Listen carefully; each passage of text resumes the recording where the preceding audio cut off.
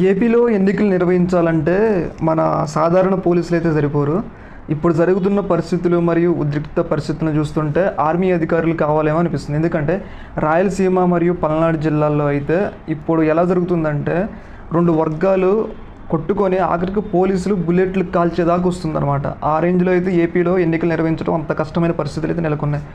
ఇంకా ఏపీలో ఎన్నికలు నిర్వహించాలంటే మన సాధారణ వ్యక్తులు సరిపోరు. ఇంకా ఆర్మీ అధికారులు ఉంటారు కదా, ఆర్మీ అధికారులు ఇంకా పెద్ద పెద్ద మిషన్ గన్లు పెట్టుకుని వస్తే కానీ ఇంకా పల్నాడు జిల్లా ఆ నరసరావుపురం సంథింగ్ ఆ ఏరియాలన్నీ కామ్గా ఉంటాయేమో. ఎంత గోల్ చేస్తున్నారంటే ఎమ్మెల్యే అభ్యర్థులు ఒకరు వర్గాలుగా విడిపోయి ఒకరి మీద ఒకరు దాడి చేసుకుంటున్నారు. ఈ యొక్క దాడిలో ఎంతోమంది ప్రాణాలు పోతాయి, అది కూడా ఆలోచించట్లేదు వాళ్ళు. దీన్ని అదుపు చేయడం కోసం అయితే పోలీసులు అయితే బుల్లెట్లు అయితే ఉపయోగిస్తున్నారు, గన్నులు కాల్చి రబ్బర్ బుల్లెట్లు అయితే ఉపయోగిస్తున్నారు.